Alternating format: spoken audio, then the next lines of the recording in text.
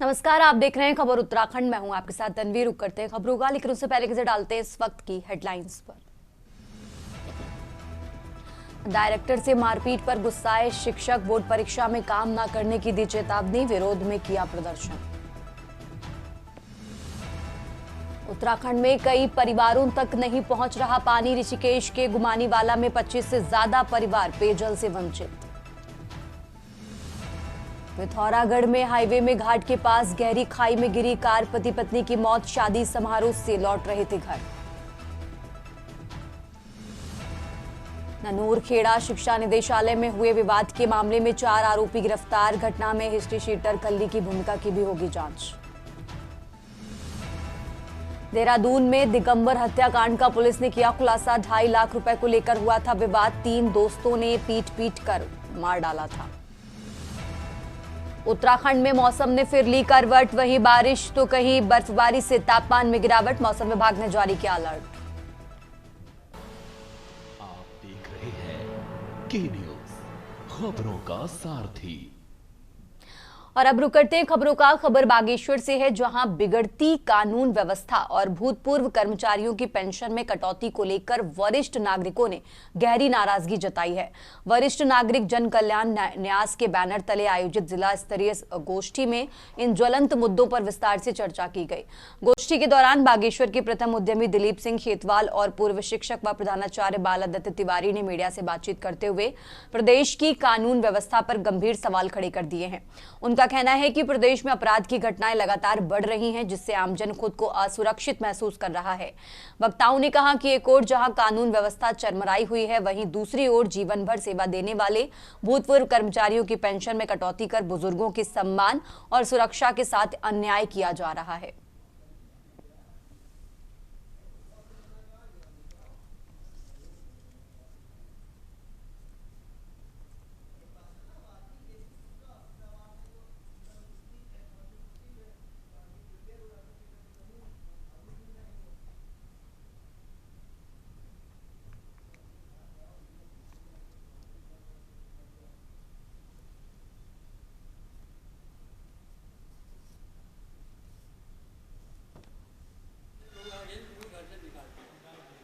अब हम उनकी क्या व्यवस्था कर सकते हैं बताइए, अभी तो कुछ रुके ही है। 25 के तहत सेवानिवृत्त सरकारी कर्मचारियों को अब दिए सेवानिवृत्त सरकारी कर्मचारी के कई वर्षों सेवानिवृत्ति के उपरांत लाभ वापस लिए गए हैं।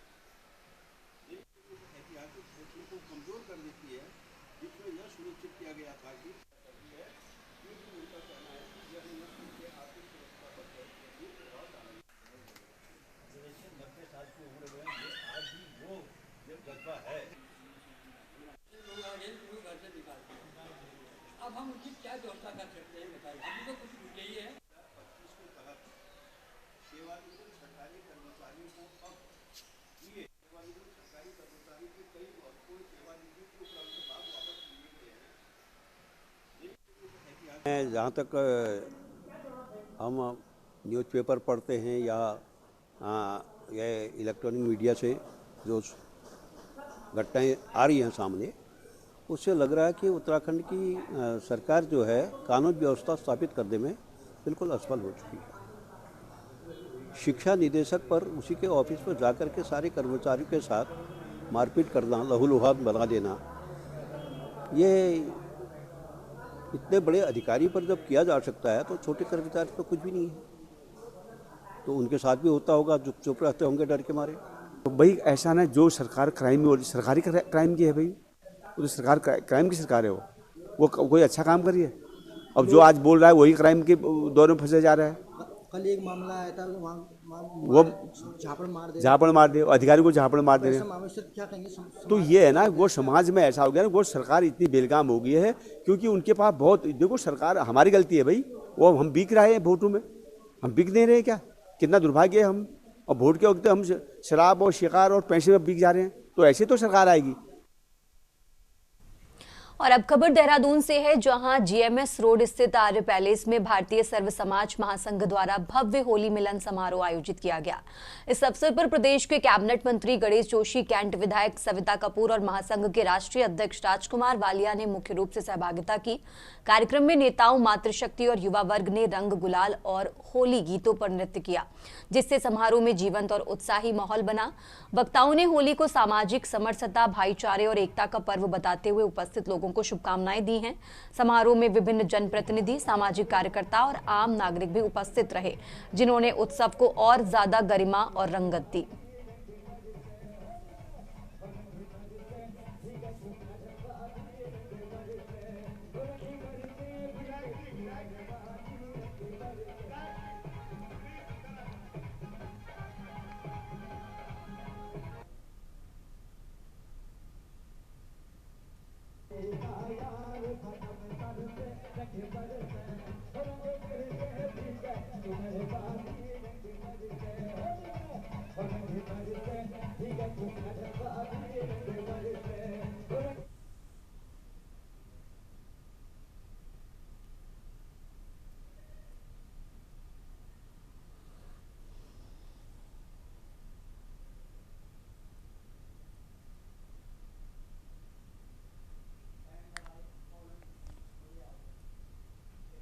और अब खबर देहरादून से है, जहां पुलिस ने एसएसपी के निर्देश पर थाना प्रेमनगर क्षेत्र में अकेले रह रहे सीनियर सिटीजनों के घर घर जाकर मुलाकात की और उनकी कुशलक्षेम जानी।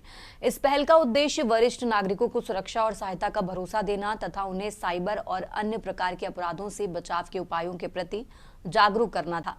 पुलिस टीम ने बुजुर्गों से बातचीत के दौरान उन्हें हर संभव सहायता का आश्वासन दिया।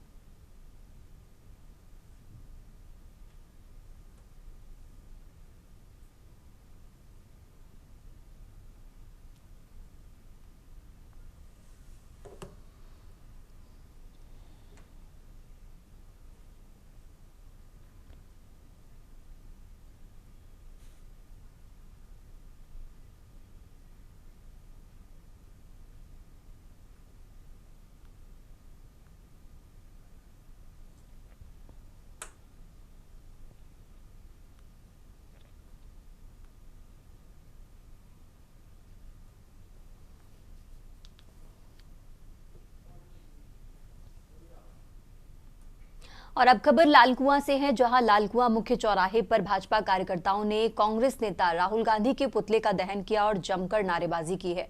ये प्रदर्शन दिल्ली में आयोजित इंडिया एआई इम्पैक्ट समिट में कांग्रेस द्वारा किए गए विरोध के बाद हुआ है।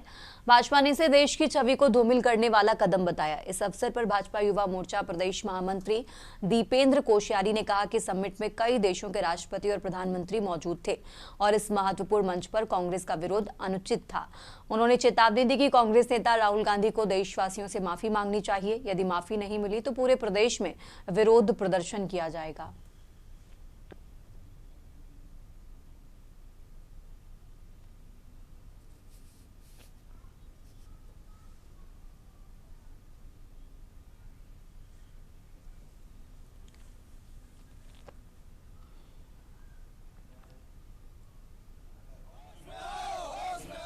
फ्रस्ट्रेटेड हो चुके हैं, मुझे लगता है मानसिक रूप से भी कुछ बीमार हो चुके हैं, क्योंकि जब बात देश की आती है और देश के जब इतने बड़े बड़े जब आयोजन होते हैं, राहुल गांधी जी के जो नेतृत्व में, जो मैं तो उन्हें गुंडे कहूंगा, मैं कार्यकर्ता भी नहीं कहूंगा, कि जिन्होंने देश का नाम नहीं, हमारे देश के देशाध्यक्ष आ रखे थे, अलग अलग देशों के राष्ट्रपति आ रखे थे, इतने बड़े कार्यकर्ता, राहुल गांधी को देश से माफी मांगनी चाहिए, कांग्रेस पार्टी को देश से माफी मांगनी चाहिए। लालकुआं में जो कांग्रेस के द्वारा कृत्य किया गया था एआई समिट में, उसके विरोध में, कांग्रेस के विरोध में उनके मुर्दाबाद करते हुए नारे लगे हैं और यहाँ पे पुतला फूका गया है।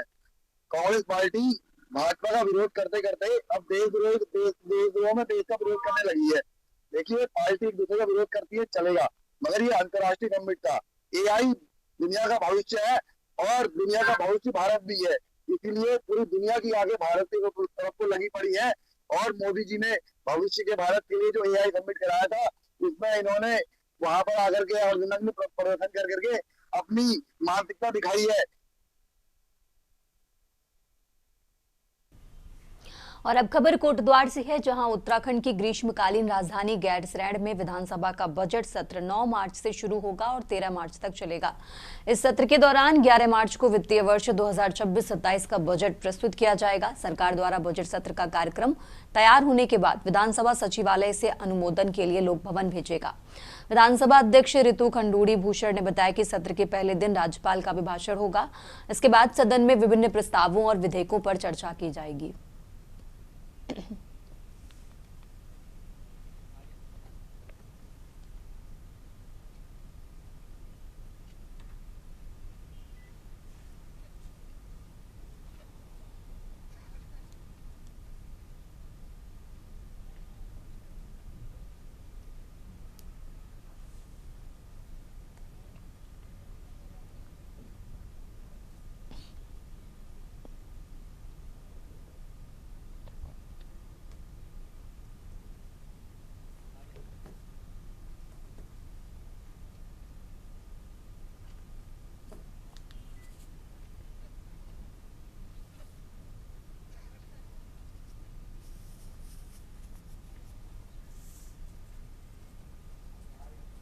पूरी तरह से तैयार हैं।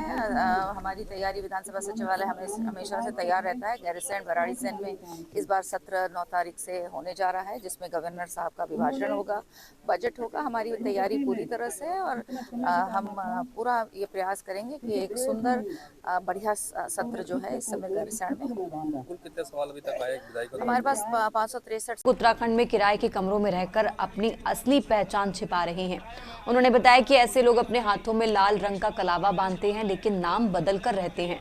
कोई व्यक्ति अपना नाम मुन्ना रख रहा है तो कोई टुन्ना, जिससे समाज में पारदर्शिता और विश्वास की कमी है।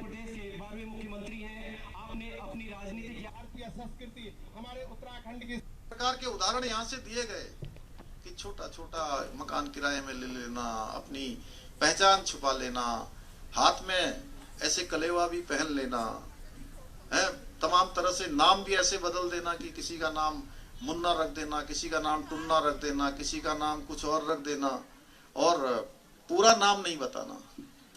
हमारी मातृशक्ति को, माताओं बहनों को भी निश्चित रूप से इस दिशा में बहुत गहन ध्यान देने की आवश्यकता है, क्योंकि समाज तभी हमारा आगे बढ़ सकता है, हमारा समाज तभी संस्कृत हो सकता है, शिक्षित हो सकता है, जब हमारी मातृशक्ति अपने आने वाली पीढ़ी को सही प्रकार से दीक्षित करने का काम करे।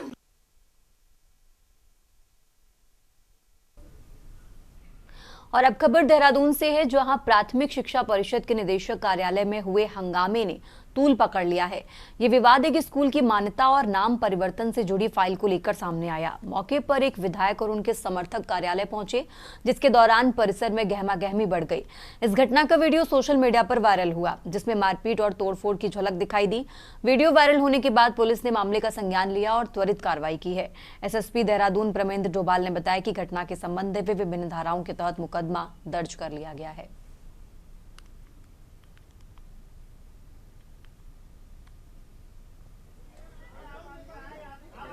प्राथमिक शिक्षा परिषद है, उनके निदेशक के ऑफिस में एक जो घटनाक्रम हुआ था, जिसमें माननीय विधायक अपने कुछ समर्थकों को लेके एक स्कूल की मान्यता को या स्कूल के उसके नाम को चेंज करने को लेके एक लगातार फाइल को वो फॉलो कर रहे थे, उसको लेके वो वहाँ गए थे।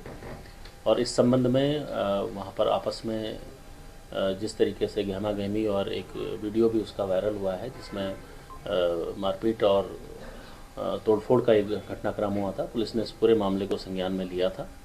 इसमें तत्काल अभियुक्तों के खिलाफ विभिन्न धाराओं में अभियोग पंजीकृत किया गया है। और अब खबर देहरादून से है, जहां सरकारी स्कूलों में 880 एलईडी टीवी से बनेंगी स्मार्ट क्लास। देहरादून से खबर आपको बता रहे हैं, जहां निजी स्कूलों की तर्ज पर अब सरकारी विद्यालयों में भी डिजिटल शिक्षा होगी। स्मार्ट टीवी से विद्यार्थियों को इंटरैक्टिव और आधुनिक पढ़ाई मिलेगी। जिला प्रशासन का लक्ष्य गुणवत्तापूर्ण शिक्षा हर छात्र तक पहुंचे और इसी के लिए स्मार्ट क्लासें बनाई जाएंगी। तो देहरादून से खबर आपको बता रहे हैं। स्मार्ट क्लास परियोजना से हजारों विद्यार्थियों को लाभ होगा। सीएम धामी के मार्गदर्शन में शिक्षा ज्यादा रोचक और प्रभावी होगी। तो देहरादून से खबर आपको बता रहे हैं, सीएम के मार्गदर्शन में शिक्षा ज्यादा रोचक और प्रभावी होगी। सरकारी स्कूलों में 880 एलईडी टीवी से बनेगी स्मार्ट क्लास। निजी स्कूलों की तर्ज पर अब सरकारी विद्यालयों में भी डिजिटल शिक्षा होगी। स्मार्ट टीवी से विद्यार्थियों को इंटरैक्टिव और आधुनिक पढ़ाई मिलेगी।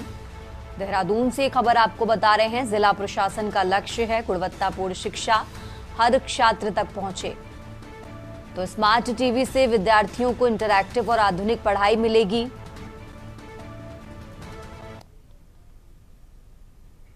आगे बढ़ते हैं खबरों में। देहरादून से एक और खबर आपको बता रहे हैं, जहां कई दिनों से साफ मौसम और तेज धूप है। आज मौसम में बदलाव की संभावना जताई गई है। पश्चिमी विक्षोभ से बदल सकते हैं हालात। उत्तरकाशी, रुद्रप्रयाग, चमोली, बागेश्वर में बारिश का अनुमान जताया गया है।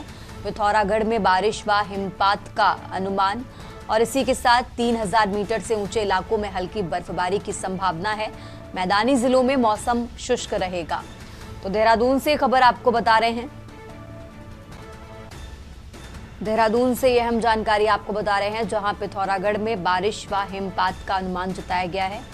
मौसम विभाग की तरफ से अलर्ट जारी किया गया है। मैदानी जिलों में मौसम शुष्क रहेगा।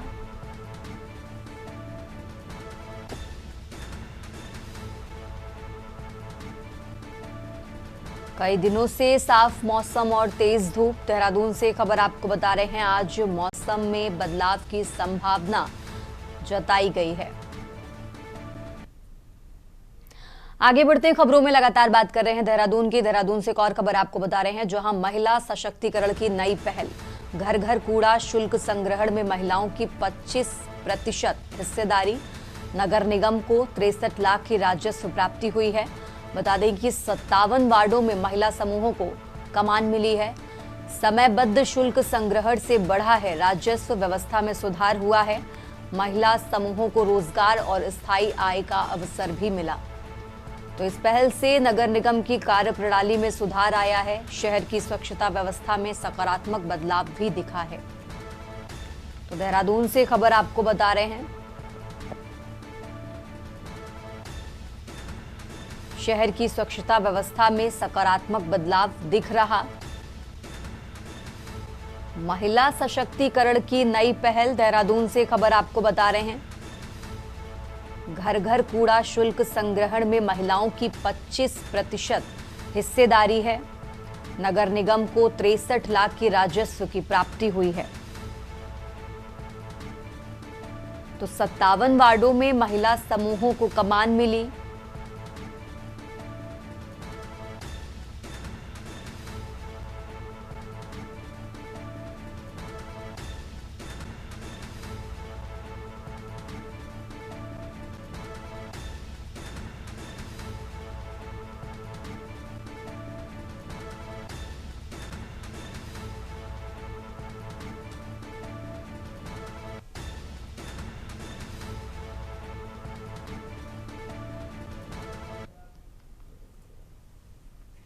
खबर उत्तराखंड में फिलहाल इतना ही। आप देखते रहिए के न्यूज इंडिया।